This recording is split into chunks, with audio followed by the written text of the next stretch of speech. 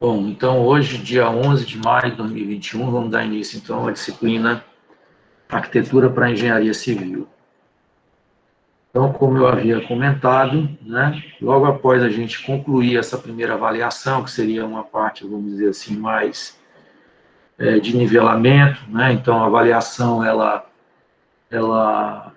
foi, né, mais cobrando a questão de representação, para que vocês mostrassem aí as possíveis lacunas, né, que ficaram aí nas disciplinas de arquitetura desenho técnico, né, desenho assistido por computador, né, e agora, então, a gente vai começar, de fato, né, o primeiro projeto de vocês, tá? Então, esse projeto, ele é um projeto único para a turma. Eu vou fornecer para vocês um terreno, eu já vou mostrar já no Google Earth, né? E eu vou apresentar um programa de necessidades mínimo, tá? Então, eu vou fazer algumas exigências com relação à área máxima, né, da residência, podendo ter uma tolerância aí de 10%, né, para mais, quer dizer, se você quiser fazer uma casa menor, não tem problema, tá? Existem alguns compartimentos que eles são obrigatórios, então a casa de vocês vai ter que aparecer esses compartimentos, tá? A gente vai pedir uma casa térrea com possibilidade, né, de um mezanino, tá? O mezanino, ele, para efeito legal, ele não é considerado um pavimento, tá? Para efeito legal, mas ele não deixa de ser um pavimento, né? Porque ele está no nível acima. E para a legislação, o que é considerado mezanino? Mezanino seria aquele pavimento, né, nível acima do pavimento térreo, que corresponda a até 50% do pavimento inferior, tá? Então, passou disso aí, ele já vai ser considerado um pavimento normal. Aí vocês me perguntam, professor, qual é a diferença do ponto de vista legal, né? O que eu tenho como benefício em a minha residência ser considerada uma residência com mezanino e não uma residência de 2 pavimentos? Quando vocês vão para a lei de uso do solo, né, vocês vão encontrar algumas tabelas e, sendo considerado mezanino, vocês vão usar os recuos para uma construção de somente um pavimento. Vocês vão ver que os recuos frontais e fundo, eles não se alteram até 5 pavimentos. Mas os recuos laterais, né, a partir de um segundo nível, né, eles são acrescidos, né, dependendo da zona, né, mais 50 centímetros do que é exigido para o pavimento térreo. Então, em lotes estreitos, isso aí pode fazer uma grande diferença, né? Você pega, por exemplo, um lote que tenha 8 metros de testada, né? E aí você, por exemplo, pode colar de um lado e soltar do outro, né? Quando você vai para o segundo pavimento, né, você não pode adotar mais o recuo zero, tem que adotar o recuo, né, 1,5, a maioria das zonas, né, e aí você vai perder, né, quase metade do terreno, né, num terreno desse estreito, ele faz uma grande diferença, tá? O PEDOT alterou algumas coisas com relação a isso, por exemplo, dependendo da macrozona, eu vou falar um pouco de grego aqui, depois eu vou apresentar o PEDOT para vocês, né?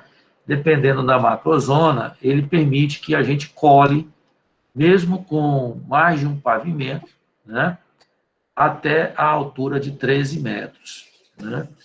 Então, mas você não pode abrir abertura nenhuma para essa empena, tá? Então, você cola lá no teu vizinho, né? Mas você não pode abrir uma janela para dentro do terreno do teu vizinho, não pode colocar condensador, né, do split, não pode colocar nenhum elemento, né, não pode colocar, por exemplo, você colocar uma circulação, colocar um cobogó vazado para dentro do terreno do seu vizinho, né? Ah, professor, eu já vi isso. Você já viu, né? É uma anomalia, né? Tenho certeza que isso aí não passou por uma aprovação, né, formal, que você apresenta lá na SDU, os técnicos analisam, né? Ao final, você tem um alvará, não tenho certeza que não passou, porque nenhum técnico, ele carimba lá o teu projeto, dizendo que aquele projeto está de acordo com as normas da prefeitura. É muito difícil se encontrar, muito difícil não, praticamente impossível, né? Porque aquilo ali pode ser usado contra ele. Então, você pode até já ter visto, né? Mas aquilo ali não tem, né, a chancela da prefeitura como aprovado, tá? Então, essa questão de ser considerado ou não mezanino pode ser crucial quando você tem terrenos pequenos, né?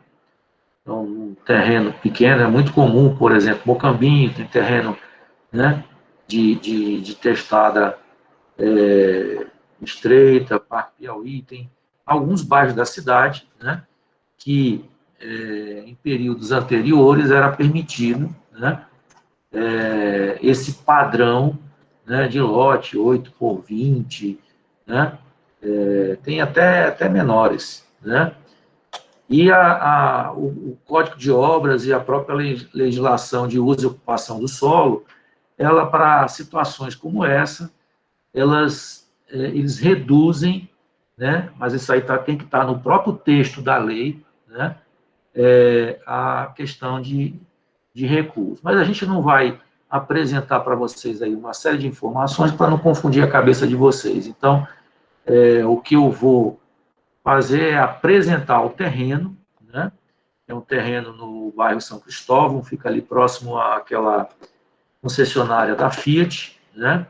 Então a gente usa ali, a gente entra ali naquela ruazinha que fica ao lado da Gelta, né? Ali da João 23, e é um terreno que ele tem duas frentes para duas ruas e a gente vai usar só metade do terreno. Deixa eu abrir aqui o meu Google Earth, né? E aí eu vou mostrar para vocês o terreno. Peraí, deixa eu compartilhar logo a tela aqui.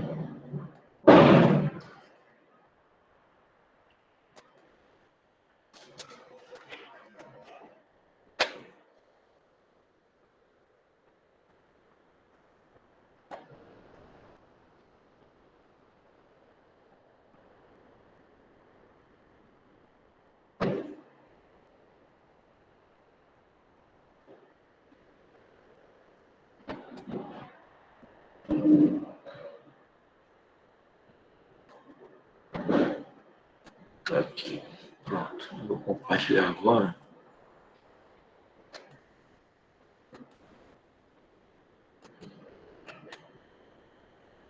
Está compartilhado aí para vocês, não está? Tá sim, professor. Pronto. Então, olha, aqui está a João 23, aqui está a Gelta Veículos, aí tem um terreno grande aqui, né? Eu não sei se essa construção aqui é da Avan, não, né? Agora estou em dúvida, né? Um galpão imenso, acho que não. Mas não importa, tá? Então, a gente entra aqui, né? Nessa rua Antonieta Ferraz, né? Aí entramos aqui na rua Desembargador João Pereira, que é essa primeira direita, né? Inclusive, se vocês quiserem, tá?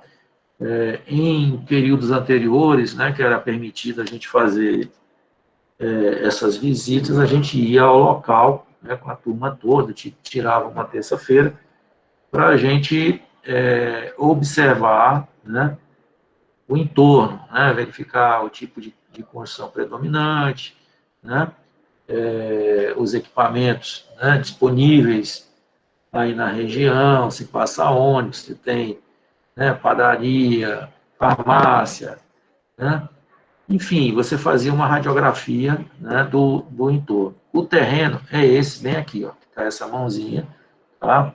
Só que a gente vai usar só metade, tá? Então, essa rua aqui é a desembargador João Pereira, né? E essa aqui é a desembargador João de Deus Lima. Então, a gente vem na Antonieta Ferraz, né? Dobra à direita, e aí vocês fiquem à vontade. Primeiro à esquerda, ou pode continuar aqui, né? E fazer aí o retorno à esquerda novamente. Então, nós vamos usar, né, somente metade desse terreno, tá? Vou pegar uma réguazinha aqui, depois eu vou dar essa medida oficial para vocês, tá? Mas só para a gente ter uma noção, deixa eu ver aqui,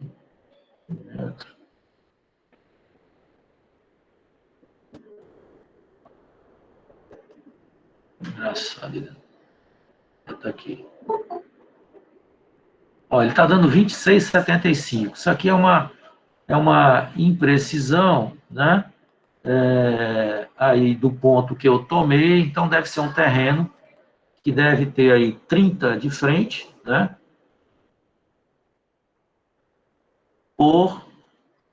Vamos pegar aqui a medida completa e depois a gente divide por 2. Ele está dando aí 66,16. Ele deve ser 30 por 33, tá? Então, nós vamos usar esse quadradinho bem aqui, ó, tá? Vamos usar esse quadradinho bem aqui. Deixa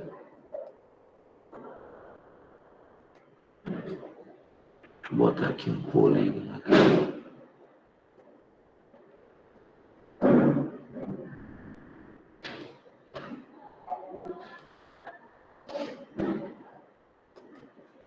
Vai ser mais ou menos isso que a gente vai trabalhar, tá? 30 por 33. Aí agora, vamos analisar alguns aspectos aqui de insolação e ventilação, tá? Toda vez que vocês virem um mapa como esse, tá? O norte está para cima, tá? Então, esse mapa aqui do Google, vocês estão vendo, o norte está bem aqui em cima, né? O leste está aqui, né? O oeste está aqui e o sul está aqui, né? Então, o que acontece aí mais ou menos 9 meses do ano? Tá? O Sol nasce aqui, né? Ele faz esse movimento, né? Então, eu tenho aqui nessa testada Sol pela manhã, né? E aqui Sol à tarde, tá? Então, primeiro Sol aí que a gente tem, aí 5h30, 6 horas, depende muito da estação do ano, apesar daqui na nossa região praticamente as estações serem muito parecidas, né? A gente consegue perceber aí duas estações, né? Estação chuvosa, né? E calor pra caramba, né? É o que a gente consegue perceber. Mas existem, né, algumas latitudes onde as estações do ano elas são bem definidas, tá? Então, o fato da gente estar muito próximo da linha do Equador faz com que as nossas estações elas sejam, né, muito parecidas, né? Mas, como eu disse, né, quanto mais você está afastado da linha do Equador, você consegue perceber essas diferenças, tá? Então, o movimento, né, que o Sol faz na maior parte do ano seria esse. Ele nasce aqui no leste, né, passa por norte e se põe no oeste, tá? Tem um programinha, aliás, um aplicativo, né, que eu gosto muito de recomendar, é o... deixa eu pegar o ícone dele aqui. É o Sun Surveyor. Deixa eu escrever ele aqui no chat, tá? Ele tem a versão Premium e a versão Light, né? Eu gosto muito dele, né? Eu uso a versão Light, tá? Então, vocês não vão pagar nada. Ele tem tanto para Android quanto para iOS, tá? Deixa eu botar aqui, Sun Surveyor, versão Lite, né? A versão Premium, vocês conseguem fazer edição em cima do Google Earth, tá? E o que vocês vão enxergar aí quando vocês baixarem esse programa? Vocês vão chamar de programa, esse aplicativo, né? Então, vocês vão ver, se quiserem, dia a dia, né? Ver o movimento, né? Aparente do Sol. Por exemplo, eu estou agora com o meu aberto aqui, né? E ele me dá a angulação, né? Como o Sol está, né? Agora às 8h37, e ele mostra exatamente o que eu estou falando, né? O Sol nascendo no leste, ele vai passar pelo norte, ele está muito próximo, né? Aí há um período de transição, tá? Então, quando chega mais ou menos mês de dezembro, né? A gente vai ter uma diferença em relação ao que eu estou falando para vocês, tá? Ele vai passar, né? Vai começar a passar por sul, tá? Então, isso acontece, né? Exatamente porque a gente está muito próximo da linha do Equador e a gente recebe uma influência já do hemisfério norte, tá? E isso vai acontecer mais ou menos aí até fevereiro, tá? Eu sei que vocês não têm nenhuma disciplina, né, que estude isso. Eu lembro que tinha um professor, eu acho que ele já está aposentado aí do curso de Engenharia Civil, que era o Osildo, né? E ele era professor de topografia também, né? Ele tratava um pouquinho sobre isso, né? Na disciplina dele lá de topografia, tá? Então, isso vai acontecer, essa anomalia, vamos chamar assim de anomalia, vai acontecer aí no período entre dezembro e fevereiro. Então, você vai ter o Sol passando por sul. Vocês devem observar na casa de vocês que, quando chega mais ou menos o período da chuva, né? Começa a chover ali na terceira semana de dezembro, né? Segunda, terceira semana de dezembro, aparece lá um sol numa fachada que no ano inteiro você não percebe sol por ela, né? E isso vai acontecer mais ou menos aí até fevereiro, né? E depois ele vai mudando, tá? E esse aplicativo, se você quiser, você pode fazer simulações, né? Você edita a data que você quer e você pode verificar, por exemplo, como é que vai ser a questão do Sol num determinado horário, naquela fachada, né? Ou naquela frente, por exemplo. A gente estava tratando aí da frente do nosso terreno, né? Então, ele dá hora a hora, né? E essa variação, tá? Então, é um programa muito útil, né? Para quem projeta, para corretor de imóveis, você como comprador de um imóvel, por exemplo, você quer comprar um apartamento numa torre, por exemplo, que tem 4 apartamentos por andar, né? E aí, qual, né, unidade escolher? Tá? Isso aqui é uma ferramenta super útil, né, que auxilia bastante e é gratuita, né? Então, ele tem aqui a simulação, né? É uma bússola 3D, tá? Dependendo da posição que você, né, coloca aí o, a agulha lá, né? E a posição do teu telefone, ele te dá aí, né? A angulação, né? E como é que ele vai se comportar. Então, fica a dica aí, né? Esse programinha, tá? Na verdade, esse aplicativo. E a versão Lite, ela incorpora, ela é mais seca, né? E a versão Premium, ela incorpora aí algumas ferramentas, como, por exemplo, eu posso, né, projetar aquelas informações, né, usando a base do Google Earth, né? Então, dependendo do que vocês trabalham, ela pode ser útil, tá? Então, voltando, então, a maior parte do ano, né, ele nasce aqui, passa por norte, né, Para quem já baixou aí o aplicativo, vocês vão ver que ele está, né, ele não vai fazer essa volta aqui toda, ele está bem, né, ele passa aqui, né, está bem curtinho, mas vocês vão ter fase do ano que ele vai fazer essa volta aqui. Então, o que que acontece? Esta área aqui, ela recebe uma carga térmica razoável, porque o sol daqui da nossa região, por conta da gente estar na latitude menos 5 graus sul, né, é uma intensidade razoável, mas é um sol menos incômodo, por exemplo, do que esse sol de tarde, né? E essa fachada aqui, essa testada sul, como eu disse a vocês, vocês vão ter uma incidência muito menor do que a fachada norte, tá? Então, aqui eu vou ter 3 meses de sol no ano. Portanto, pessoal, a gente consegue perceber aqui no quadrado, né, que esta área aqui e esta área são as mais interessantes do ponto de vista de insolação, ou seja, vão receber a menor insolação, né? Essa daqui, depois essa, né? Essa aqui recebe uma insolação, inclusive incomoda. Isso aqui é um sol de 10 horas da manhã até 2 horas da tarde, e esse aqui é o final da tarde toda, né?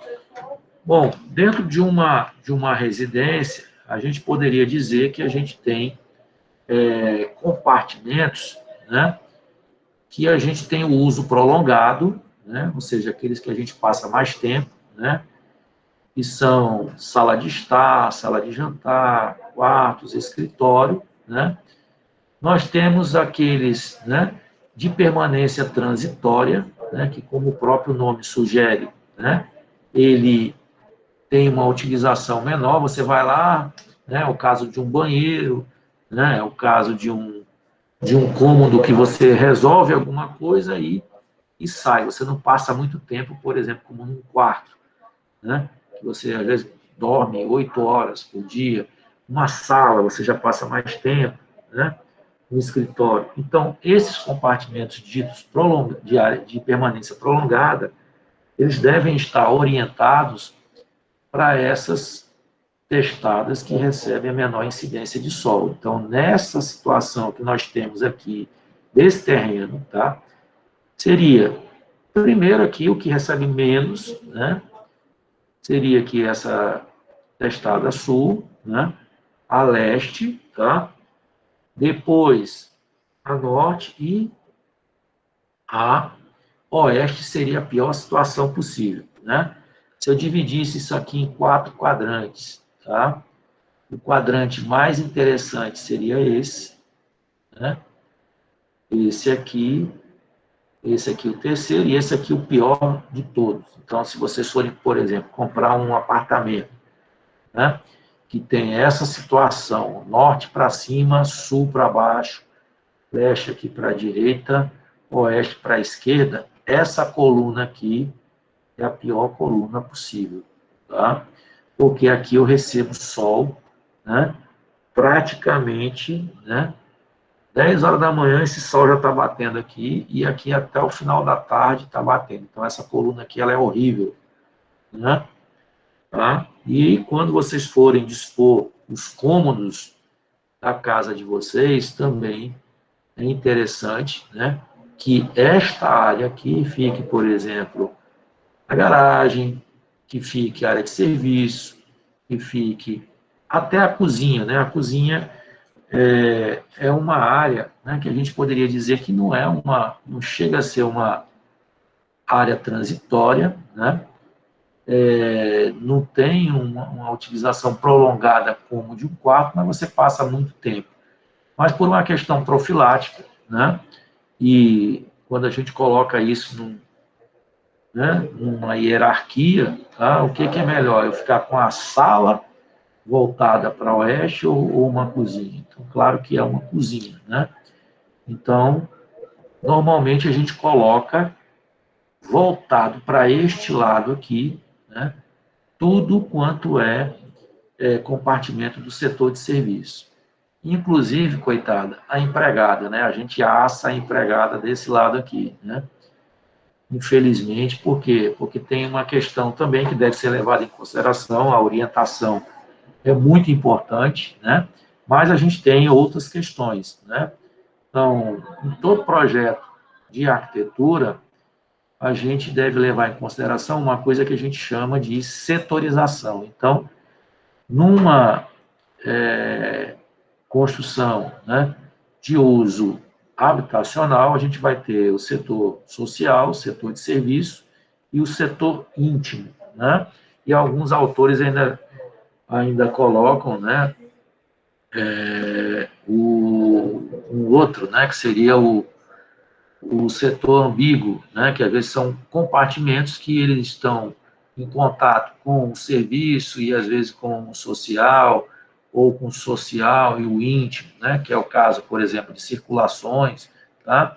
Então, o que a gente chama de setor? Setor seriam grupamentos, né, de compartimentos que têm mais ou menos as mesmas funções, as mesmas atividades. Então, por exemplo, dentro de um setor social, o que seria o setor social? Seria aquele que faz o contato, né, com o exterior, ele recepciona, né, os habitantes, os moradores da casa, e, ao mesmo tempo, recepciona também, né, o visitante. O setor de serviço, né, vão ser aqueles compartimentos ali que, como o próprio nome sugere, né, você vai ter atividades, né, que relembrem aí a questão, né, do serviço. Então, é a cozinha, a área de serviço, é um depósito, né, uma lavanderia, né, são as dependências de empregado, e o setor íntimo, né, seriam lá a parte de quarto, sala íntima, closet, né, e outros assemelhados aí, tá? Então, a gente, quando vai olhar isso, a gente tem que analisar isso sob vários aspectos, tá? Aspecto da orientação, aspecto da setorização, né? Eu preciso ter o contato com o exterior. Vocês estão vendo que o contato com o exterior aqui se dá pelo norte, né? Eu posso ter uma situação, por exemplo, de um terreno de esquina, né? Por exemplo, se a gente fosse fazer a nossa casa nesse terreno bem aqui de esquina, né? Eu teria a opção, ó, de sul e de leste, mas a nossa situação é esta aqui, né? Então, eu tenho um terreno que tem a entrada, né, para norte. Então, vocês percebem que aqui, sol da manhã, fachada ou testada sul, oeste, né? Então, a gente já consegue mais ou menos já uma certo posicionamento, né, dos meus diversos cômodos, né? Então, aqui, ó, seria interessante para a área de serviço, aqui o meu social serviço, né?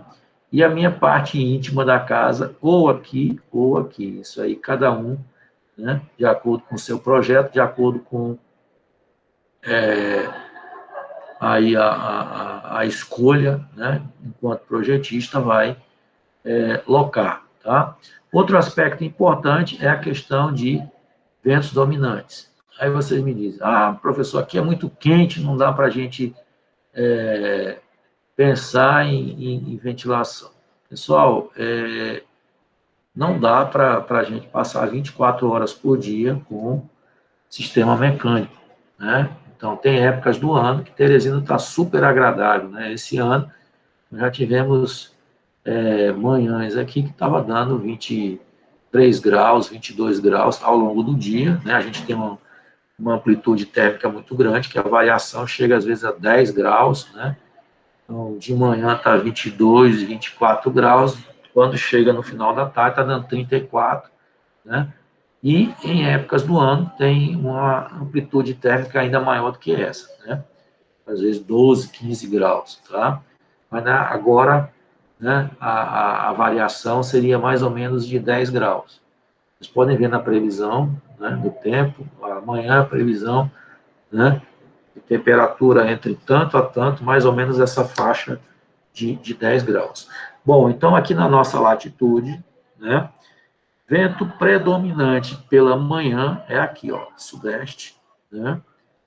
Então, é importante, né, se vocês quiserem tirar partido desse vento dominante, essa residência ela deve estar vazada, ela deve permitir, né, a entrada, né, desse vento dominante, e não adianta eu colocar só uma janela, tá? Eu preciso fazer com que esse vento ele percorra o interior da casa, tá? Então, tem que ter uma entrada e tem que ter uma saída. Não adianta, por exemplo, não sei se já aconteceu com você de quebrarem um para-brisa na estrada. Alguém já teve essa situação? Não.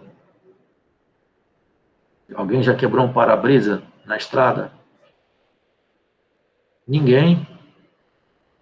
O que você faz? Primeira providência quando você quebra um para-brisa. Você tem que fechar todas as janelas do carro, né?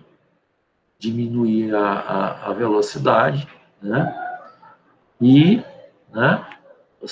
Ele vai incomodar um pouco, né? Porque às vezes tem inseto, tem alguma coisa, mas recomendação é fechar todas as janelas, né?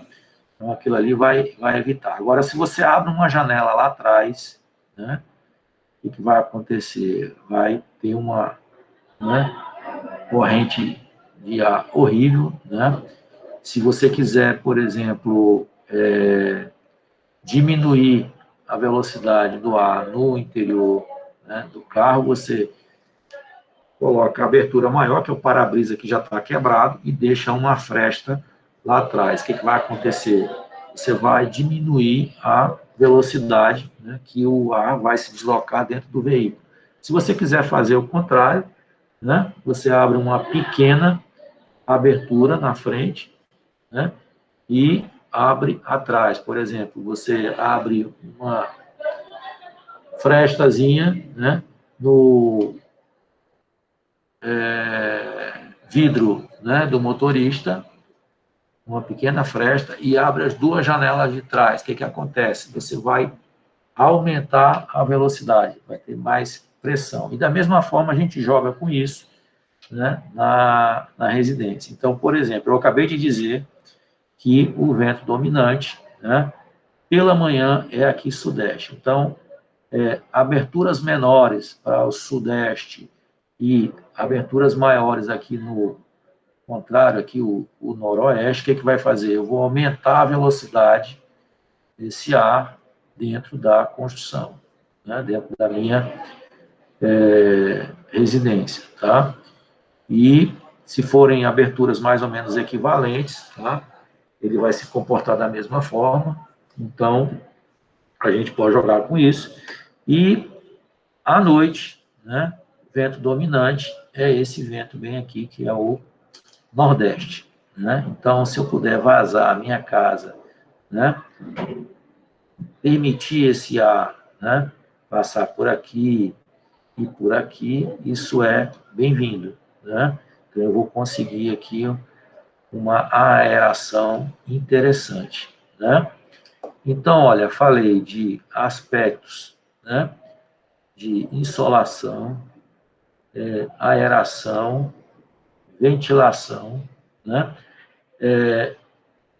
Não é porque você tem aqui uma fachada desfavorável que eu vou ter que me fechar todinho também com relação a esse sol e me utilizar de luz artificial. Então, a gente deve ter, né, sensibilidade para aproveitar um pouco isso, né?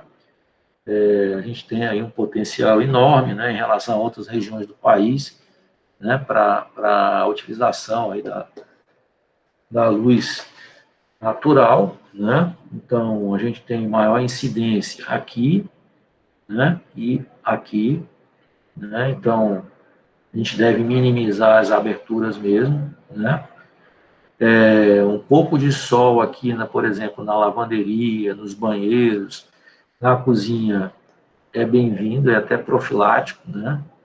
Por quê? Porque são áreas, né, onde você está suscetível a germe, bactéria, né, e o sol, né, ele, como eu disse, ele tem esse efeito profilático, então ele é até interessante, tá? A gente não vai fazer isso, né, com relação a compartimentos que você passa maior tempo, né, que eu chamei de compartimentos de permanência prolongada. Bom, então esses são alguns aspectos iniciais, tá? Agora eu vou compartilhar com vocês o novo plano diretor, né, que deu uma mexida, né, na forma como a gente usa, né, o solo em Teresina, né, dentre as diversas mudanças que nós tivemos, foi a questão, né, do índice de aproveitamento, né, que antigamente a gente tinha uma variação de 1,5, não, de 2 até 4, índice de aproveitamento é o potencial construtivo da área, né, do terreno, por exemplo. Antigamente aqui na Zona Leste, né, a maior parte dos terrenos eles eram ZR3 e ZR4. Essa nomenclatura ela mudou, né?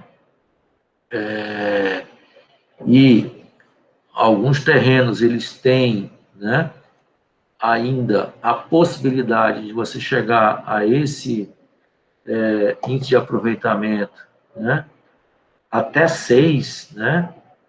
Nós temos aqui no corredor leste, por exemplo, índice de aproveitamento podendo chegar até 6, ou seja, eu tenho um terreno, vamos chutar aqui uma área, 2.000 metros quadrados, com um índice de aproveitamento 6, eu posso construir uma edificação até 6 vezes maior do que a área do meu terreno, tá?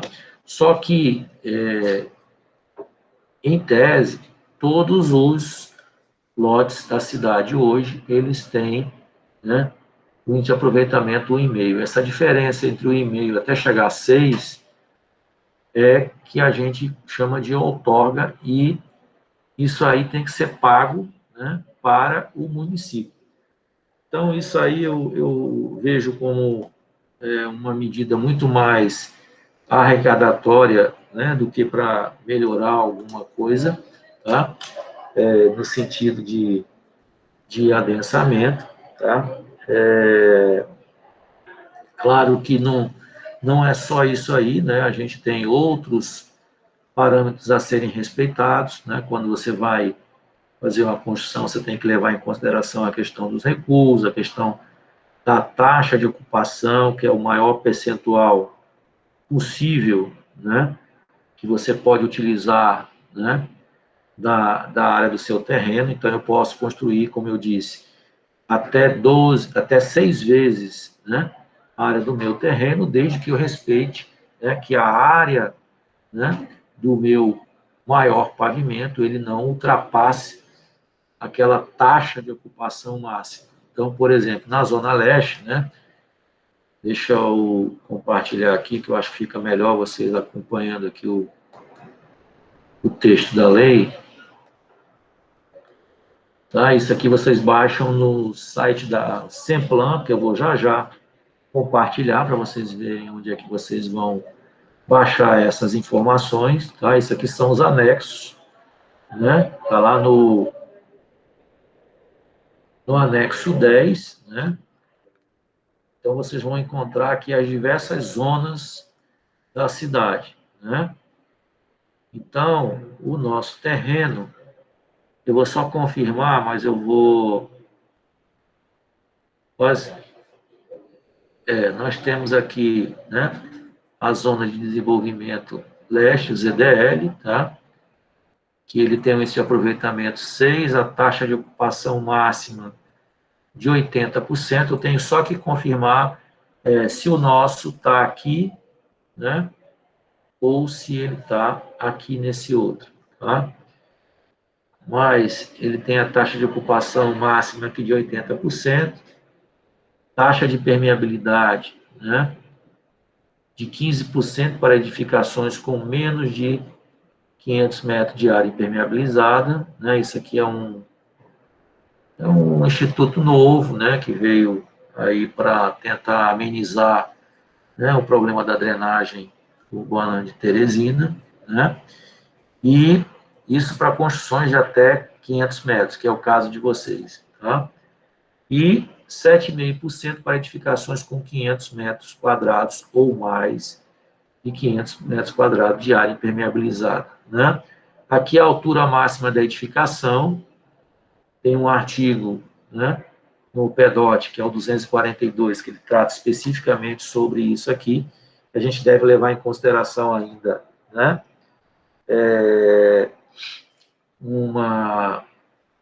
Eu estou em dúvida agora se é uma portaria ou se é uma resolução, né?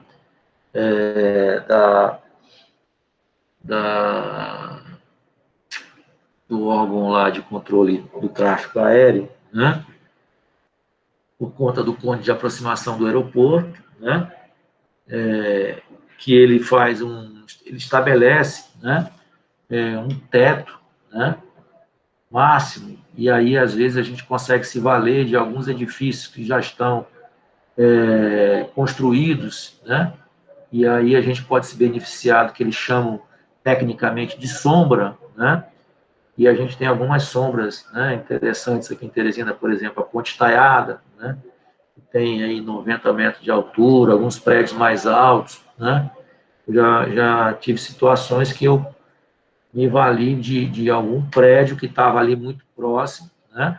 Então, na análise preliminar, né, eu não conseguia chegar a uma determinada altura, mas quando eu argumentei que tinha o empreendimento X, que tinha uma altura Y, né, e aí, então, o órgão de controle, ele libera, né?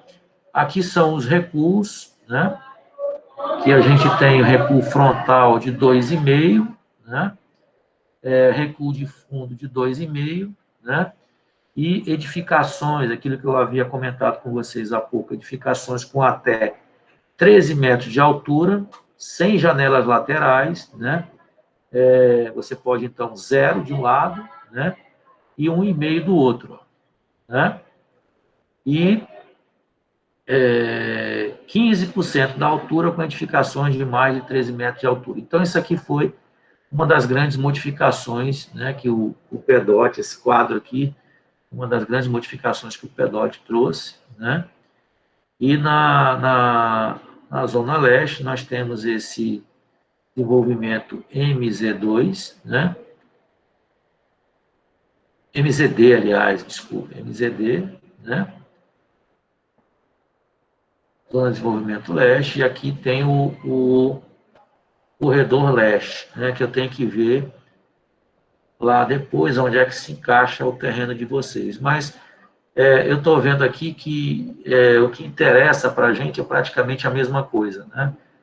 Que o índice de aproveitamento pode ser até 6, que não vai ser o caso, porque eu vou limitar essa construção em 250 metros, taxa de ocupação máxima 80%, vocês têm um terreno lá de 30, né, por 33, né,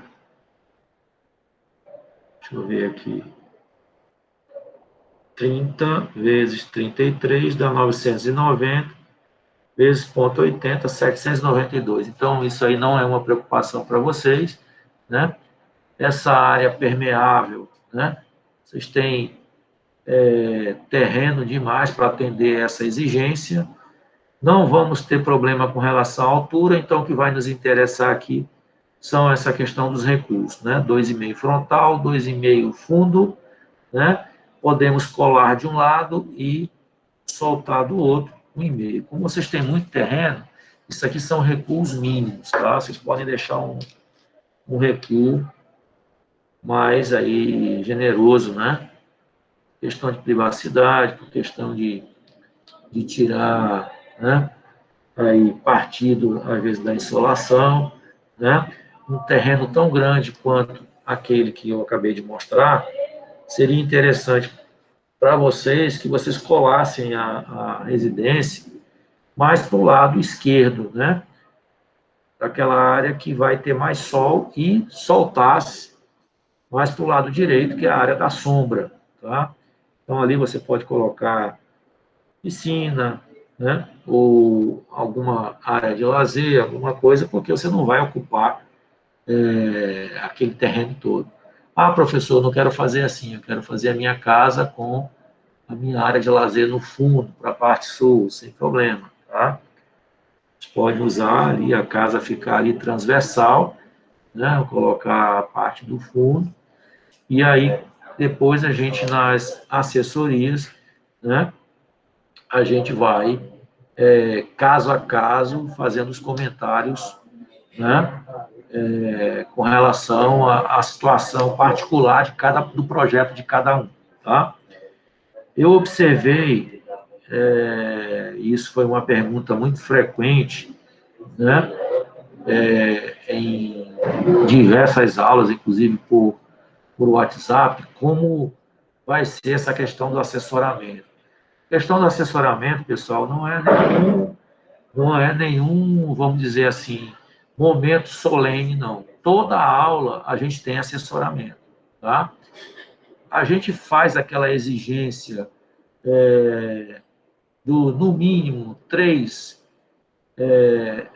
vezes, né? Vocês mostrarem o projeto 3 vezes, porque aparecem, às vezes, uns artistas, né? Que não me mostram absolutamente nada durante todo o semestre, e aí chega no último dia de aula com um projeto lindo, maravilhoso, né? Não é duvidando da capacidade de ninguém, tá? Mas eu prefiro muito mais que você me apresente um projeto, às vezes, um nível um pouco inferior, mas feito por você, do que você pagar alguém para fazer um projeto para você ou você copiar, tá? E o projeto que a gente acompanha, né, ele vai chegar lá no final, né, sem grandes problemas, tá? Eu já tenho bastante tempo de magistério, então a gente consegue pegar, como eu disse, não é duvidando da capacidade de ninguém em fazer um bom projeto, tá? Mas a gente consegue perceber, tá? Pelo tipo de representação, né?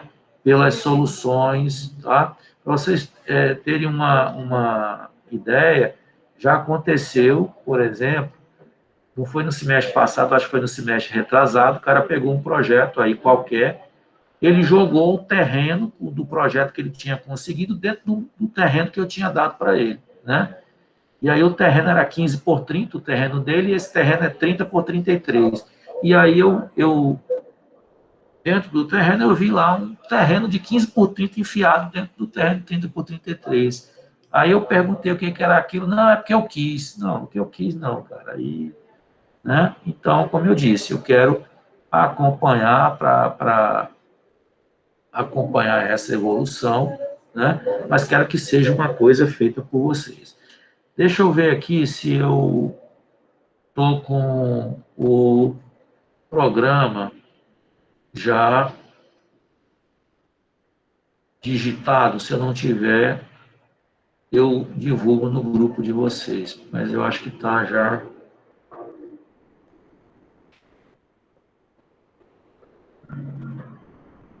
Deixa eu ver aqui.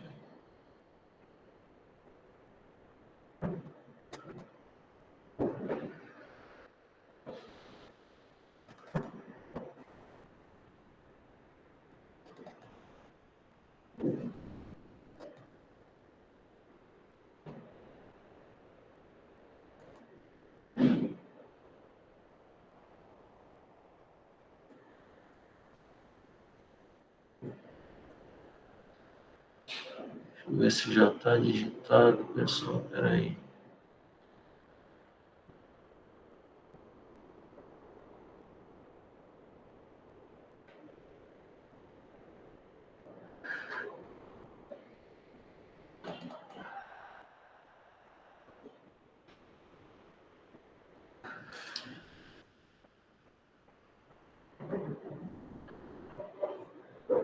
Bom, está aqui. Vou compartilhar aqui para vocês. Bom, seria isso aqui, né? Elementos aí a serem considerados. Eu vou explicar e depois eu mando no grupo aí de vocês aí do WhatsApp, tá? Elementos a serem considerados no programa de necessidade da residência unifamiliar. Então, cada aluno vai desenvolver o seu próprio programa de necessidade. Então, esses itens que eu estou mostrando para vocês, eles vão ser incluídos dentro do programa de cada um, tá? Levando em consideração as exigências a seguir e efetuando pré-dimensionamento dos diversos ambientes. O que é o pré-dimensionamento? Seria aquela etapa que você vai fazer sem sequer fazer nenhum tipo de proposta gráfica. É como se você fizesse ali uma estimativa, né, de quanto, né, vai ter ali a sua, né, sala de estar, a sua cozinha, né, os quartos, tá? Aqui eu vou fazer algumas alterações. Eu diminuir isso aqui, né? Eu vou deixar ela com 250 metros, tá? Deverá possuir, tá, um pavimento ou e mezanino opcional. Então, não é obrigado a fazer o mezanino, tá?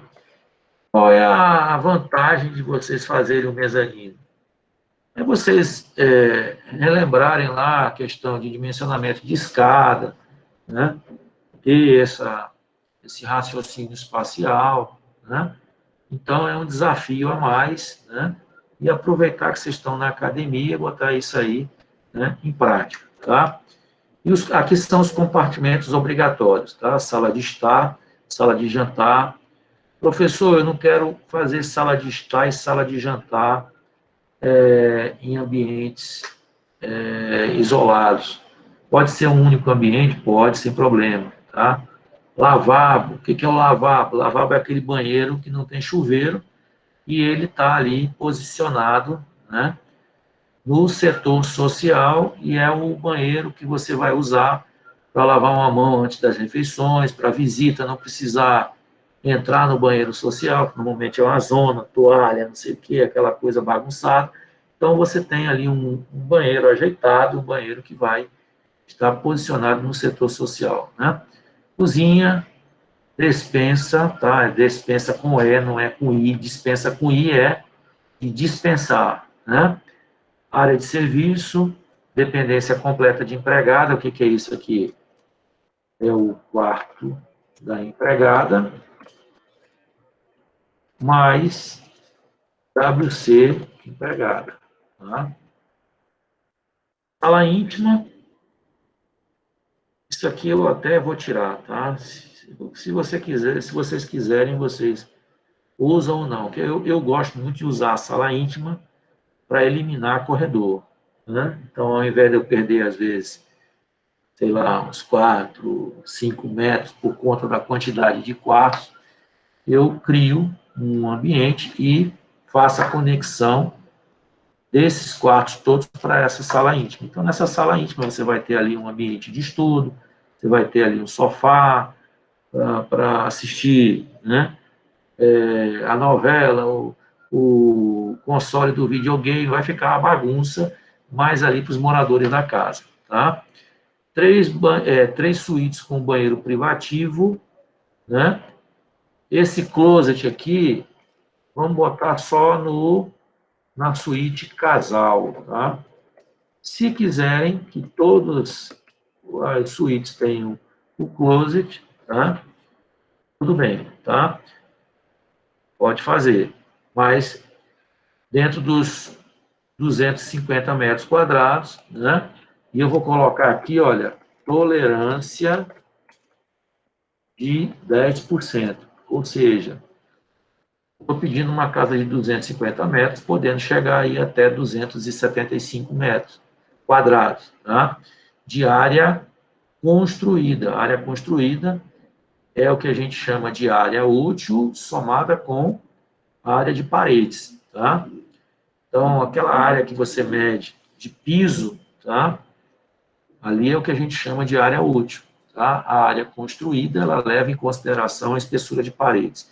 Em média, a diferença da área construída da área útil para a área construída é em média de 10 a 15% a mais.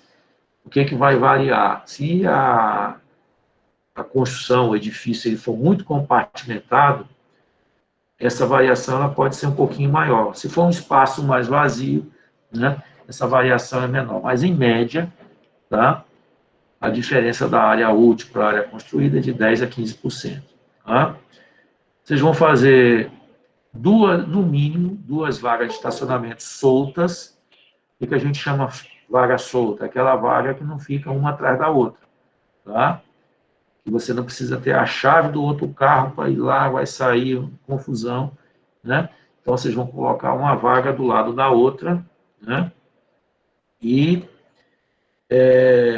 vamos fazer apoio de piscina, né? Com baixo churrasqueira, banheiro e um depósito para guardar bagulho, garrafa, o cloro da piscina, a peneira, aquelas coisas todas, né? E aqui são as etapas, né? Então, visita o terreno, né? Já apresentei para vocês, quem acabou de entrar aí na aula, né?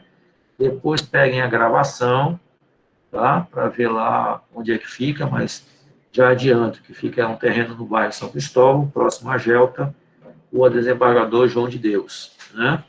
Então, visita o terreno, cada um vai lá, né? De forma independente, não vamos fazer aglomeração, tá? Eu quero que vocês, já para a próxima aula, façam o programa de necessidades, né, de cada um, porque isso que eu estou dando agora é o programa mínimo obrigatório, ou seja, vocês vão pegar essas exigências aí, vão fazer o programa de vocês, tá? Existem NBRs específicas que tratam de programa, então, se vocês quiserem consultar, NBR 13.531, NBR 1532, tá? Vocês vão fazer o pré-dimensionamento dos ambientes. O que é o pré-dimensionamento dos ambientes? Eu enumerei aqui vários ambientes, ó, sala de estar, sala de jantar, lavabo, cozinha, despensa, área de serviço, suítes, né? E dei aqui uma área construída máxima. Então, vocês vão pegar agora esses ambientes, né? Dividir, bom, a minha sala de estar, estou pensando aí em fazer ela estar e jantar aí com uns 40 metros. Meu lavabo eu vou fazer aí com 2,5 metros. Minha cozinha eu vou fazer aí com uns 15 metros. Minha despensa eu vou fazer aí com uns 2 metros. Minha área de serviço eu vou fazer aí com 6 metros. Dependência de empregada eu vou fazer com 6 metros. Banheiro dela aí pequenininho, com 2 metros. Suíte, né? A suíte casal, eu vou fazer aí, eu estou chutando aqui, pessoal, mas mais ou menos é por aí, tá? Quando você tiver tudo isso enumerado, você vai somar e vai comparar com o teu limite de área que você tem, tá? Isso é o que a gente chama de pré-dimensionamento. Vejam vocês, isso aí eu não fiz desenho nenhum. Eu estou fazendo uma estimativa, eu estou fazendo uma lista, né, onde eu estou pré-dimensionando, tá? E depois é que eu vou numa fase seguinte, já na fase gráfica, na fase de estudo preliminar, tá? E aí eu vou, né, levar em consideração aquelas outras variáveis que eu conversei com vocês, né? Setorização, posição, né, desses compartimentos lá na hora de implantar ele no terreno, né? E aí você começa a fazer o teu desenho. Aí, de repente, você não precisa ficar engessado a esse pré-dimensionamento, né? Então, de repente, você botou lá um quarto do lado do outro e ficou aquele dentezinho. Nada impede de você igualar, até para facilitar a estrutura, a execução, né? Então, isso aí é um norte, mas ele não deve ser uma muleta que você tem que ficar ali apoiado naquilo ali, tá? Claro que a variação não pode ser muito grande, né? Você estima um quarto lá com 12 e, de repente, o quarto vai para 24 metros, não é por aí, tá? Bom, então, entrega do estudo preliminar, né? Aliás, do programa. Depois, no estudo preliminar, né? A gente vai fazer uma plantazinha de macrolocalização, depois eu vou explicar o que é isso, né? Planta de situação, planta de locação e cobertura. Acredito que muitos tenham esquecido vários desses desenhos, né? a gente vai rememorar, tá? Depois eu não vou fazer isso hoje, porque a cabeça de vocês vai dar um nó aí de tanta informação, né? Eu estou dando aqui a sugestão de escalas, né? Planta baixa térreo, né? E para quem for fazer o mezanino, vai ter a planta do mezanino também. No mínimo 2 cortes, 2 fachadas, né? E plantas baixas e cortes e fachadas deverão estar obrigatoriamente na mesma escala, tá? Essa data aqui vamos desconsiderar, né? Porque eu vou fazer um novo cronograma, né? E, por último, é só uma convenção de sequência de pranchas, né? É um erro muito comum que a gente observa aí, né, nessas disciplinas introdutórias, tá? É que os alunos às vezes se empolgam, a planta baixa é a planta que eu passo mais tempo. Aí ele começa o projeto dele pela planta baixa, tá? A gente não começa o nosso projeto nem pela fachada e nem pela perspectiva. A gente começa nosso projeto apresentando a localização, tá? Essa localização, vocês podem imaginar aí como se vocês estivessem manuseando uma câmera que tem um zoom, né? Então, por exemplo, se eu sou um investidor de fora de Teresina, não conheço Teresina, né? Primeira coisa que eu preciso saber é onde é que fica o Piauí, né? Não é assim que os paulistas, os sulistas chamam Piauí, né? Onde é o Piauí, né? Nem falar o nome direito do estado, então você tem que pegar lá, né? Tem que ser bem didático, pegar um mapinha do Brasil, marca lá o Piauí, né? Faz uma macro-localização, depois no Piauí, aí você faz um fechamento do zoom, né? Mostra onde é que fica Teresina, né? Dentro do mapa do Piauí. Depois você pode fechar mais ainda, né? O teu zoom, e aí você vai fazer uma planta de situação com o contexto da quadra, né? E o entorno imediato, você coloca ali Rua Desembargador João de Deus, Rua Desembargador João Pereira, coloca lá os 4, né, os 4 confrontantes, marca o teu lote, para não ter o perigo, né? Vamos supor que não tivesse nenhuma construção ali naquela região, o cara não ir lá e locar, né, a casa no local errado. Já aconteceu isso com uma pessoa conhecida minha, ele foi fazer uma construção num loteamento que estava nu, ou seja, não tinha casa nenhuma. Ele errou o lote, a sorte dele é que o lote era de um conhecido dele, né? Mesmo assim, tem despesa, né? Porque aí ele teve que transferir o lote para o colega dele e vice-versa, então tem que pagar 2 ITBIs, 2 taxas de cartório, ou seja, foi um erro, né, que custou alguns trocados, bastante trocado para ele, né? Então, a gente precisa ser didático, tá? Então, você sai de um contexto macro, vai diminuindo como se você estivesse ali, né, mexendo no zoom, né? Depois da planta de situação, a gente loca a construção dentro do terreno, depois planta baixa, cortes, fachadas, e aí as perspectivas volumétricas, elas podem aparecer ali num cantinho, né, ou até como prancha, pode até ser uma prancha introdutória, mas não vamos inverter essa ordem, tá? Lá no carimbo, também, né, eu gosto de dar um destaque no projeto. Às vezes, num barracão de obra, você tem projeto de arquitetura, projeto de estrutura, projeto de hidrossanitário, projeto elétrico, tá? Então, eu gosto de começar a numeração das minhas pranchas de projeto de arquitetura com a letra A, ou ARQ, alguma coisa parecida, a nomenclatura, cada um dentro do seu escritório vai eleger, tá? Então, A, ou ARC, né, para fazer menção que aquilo ali é o projeto de arquitetura, os 2 primeiros dígitos é o número da prancha, em específico, e os 2 últimos, o total de pranchas, né? E é uma coisa do mundo se chegar lá numa pilha de cópia, né? E aí não sabe quantas pranchas tem o projeto. Então, eu sei, por exemplo, que a prancha A01/20 é a prancha 1, num total de 20, tá? E eu estou colocando aqui, olha, para quem não atender isso, aqui uma espécie de penalidade, né? De 1 ponto na respectiva fase, tá? Porque é uma coisa que é muito reiterada, pessoal. Né? Quando a gente pega os projetos, aí o projeto está todo ao avesso, o cara faz aquela salada, né? Então, agora, pessoal, que não tem aí gasto com plotagem, né? Não vamos pegar um a zero e fazer aquela salada de desenho, tá? Vamos, né, fazer a quantidade que for necessária de pranchas, não vai precisar plotar nada, não vai gastar dinheiro, então vamos organizar o projeto como tem que fazer, tá? E é muito comum, o cara pega aquele pranchão, né, que mestre de obra odeia, né? Pegar aquela prancha enorme, tudo misturado ali, aquela zona danada, tá?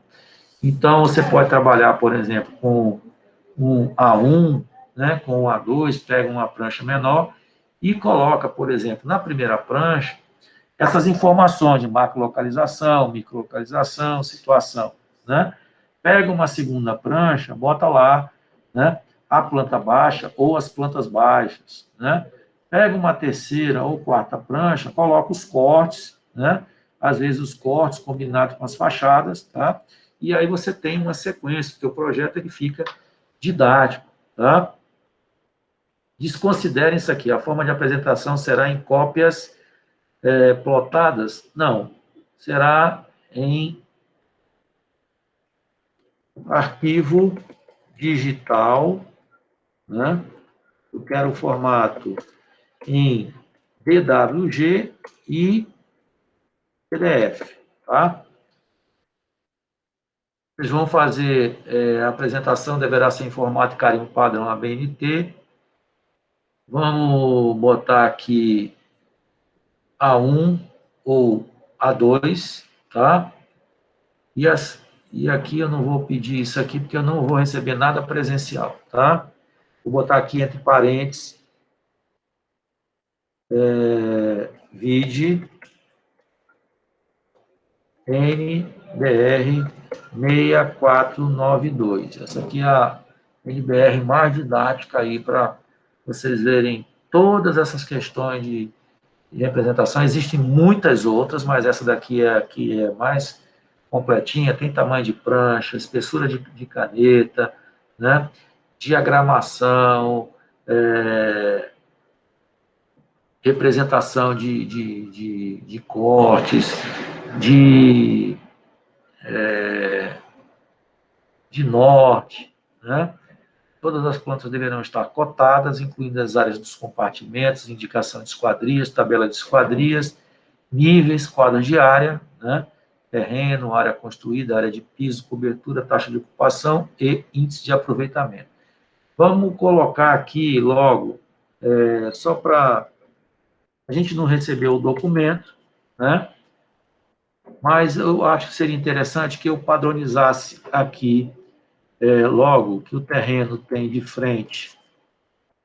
Vou botar aqui, terreno, frente, 30 metros, e fundo,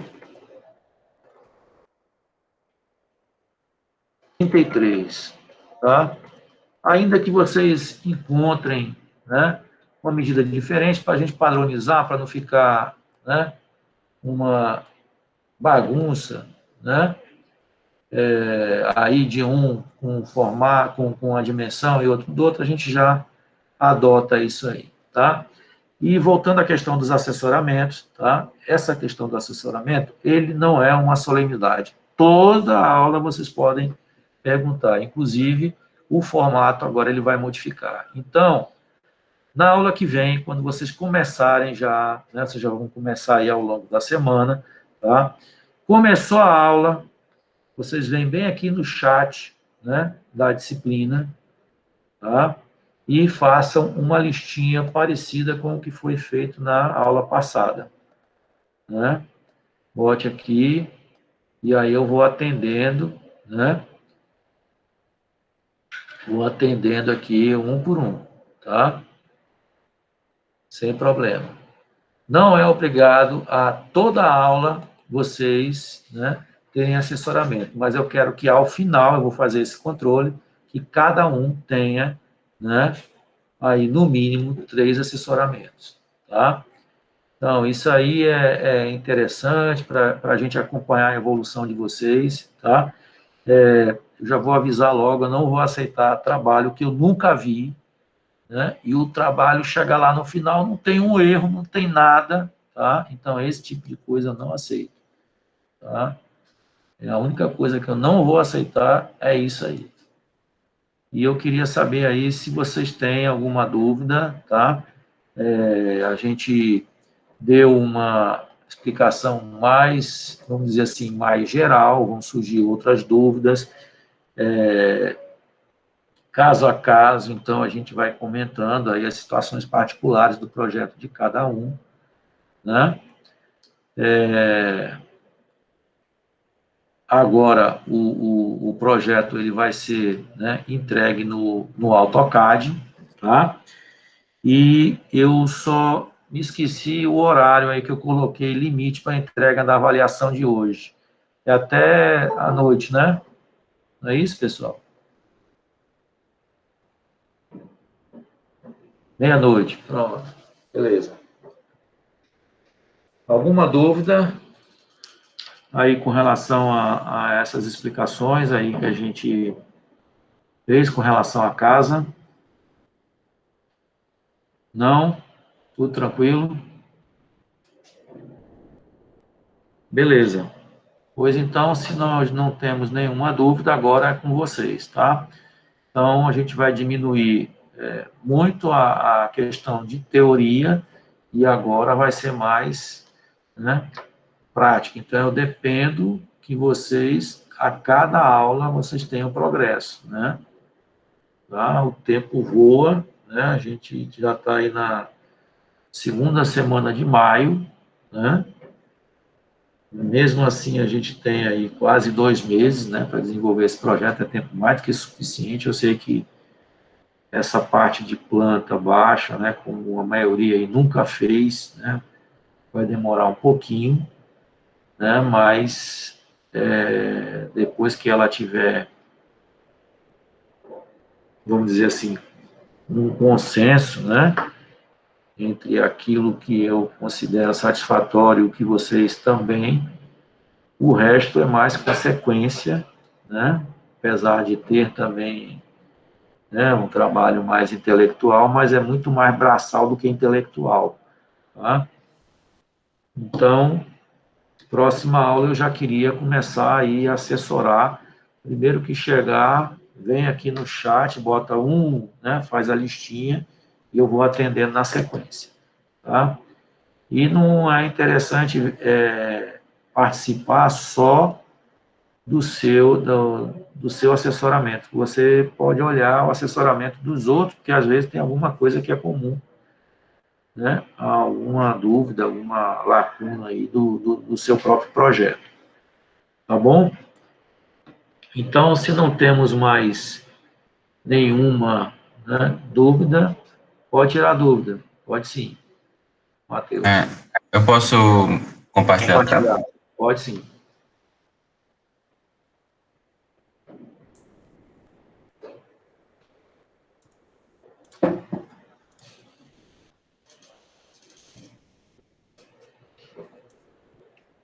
Você tá vendo?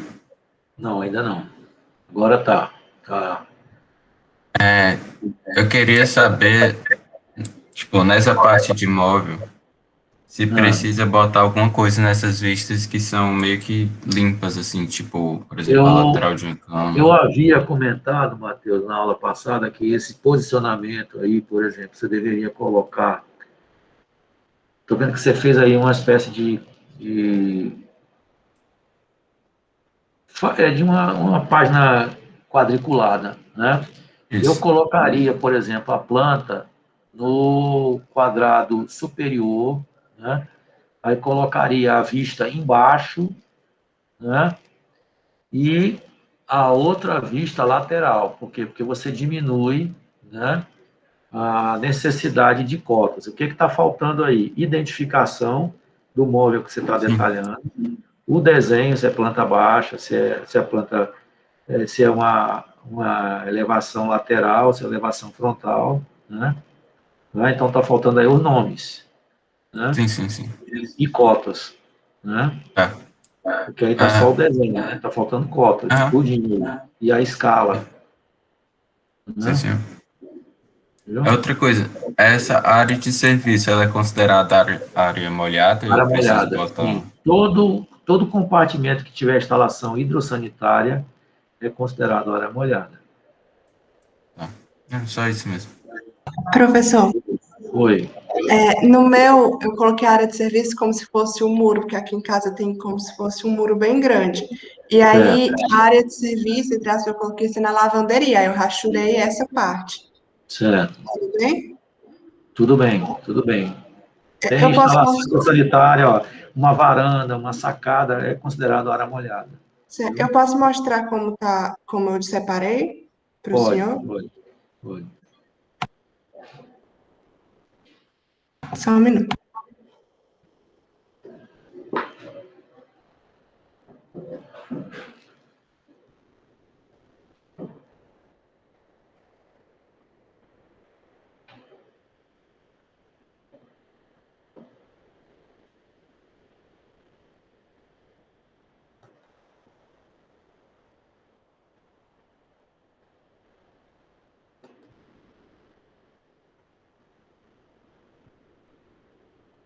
Pronto, apareceu.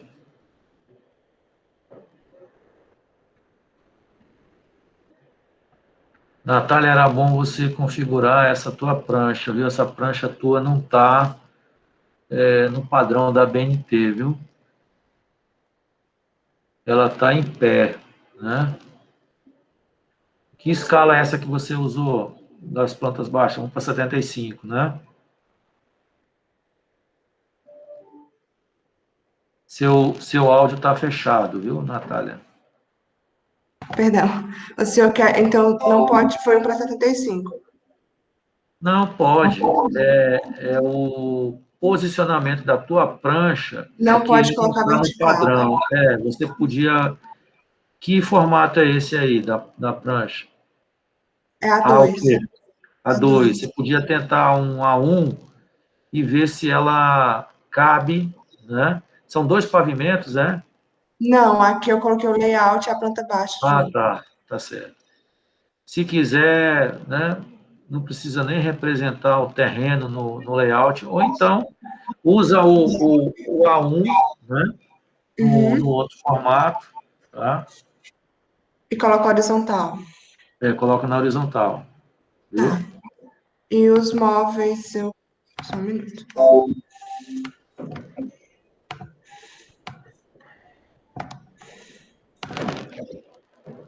Eu separei assim. Pronto, Tudo beleza. bem? A diferença é só que você botou o topo, né, a planta de topo embaixo, mas não está errado, não. Tem problema não, né? Não, não. Tá bom. Então, só Aí não mudar para. esqueça das margens, viu? As margens, está faltando a margem externa da prancha, viu? Você Como só está assim? com uma linha. Você tem que pegar aí Ah, entendi, aham. Entendi. porque ela tem a orelhinha, né? A margem do lado direito, superior e inferior, ela tem 1 centímetro. Na margem esquerda, ela tem 2,5. Dê uma olhadinha lá na 6492, NBR 6492, Tá viu? bom. Tá. Obrigada. Nada. Mais alguém, pessoal? Tem alguma dúvida? Só para confirmar, professor. A planta técnica, o layout não precisa de cotas, né? Só a planta técnica. Não precisa cota no layout, só na planta baixa mesmo, técnica, viu? Tá ótimo. Obrigado. Professor, na planta de layout coloca a Ashura também. Pode botar. Cuidado para não pesar, viu, João Vitor? Muito na hora que você for escolher a pena, bota a penazinha mais fina, né? Porque a Ashura, ela na hora que você coloca a linha muito próxima, ela dá uma pesada no desenho, viu? você vai entregar em PDF, né? E DWG, né? Aí você Sim. faz um teste de plotagem para você ver se está muito pesado ou não, viu? Tá bem. E a gente pode, professor, ao invés de ter uma tabela de esquadrias, colocar a cota individualmente em cada um? Ou é Se não errado? ficar embolado, né? Porque tem, às vezes, umas plotagens que a gente plota numa escala pequena, aí os números ficam muito próximos, né? Às vezes não dá. Se não embolar, né? Aí eu sempre gosto de fazer um teste de impressão. Você pega imprime num A4 um trecho e dá uma olhada para ver se não ficou embolado, né? Viu? Ok.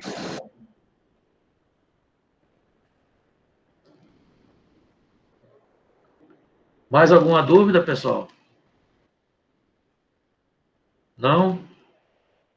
Pois então, próxima terça a gente já começa a tirar dúvida aí do desenvolvimento desse projeto. Vocês podem começar pelo programa, né? O programa de vocês, tá?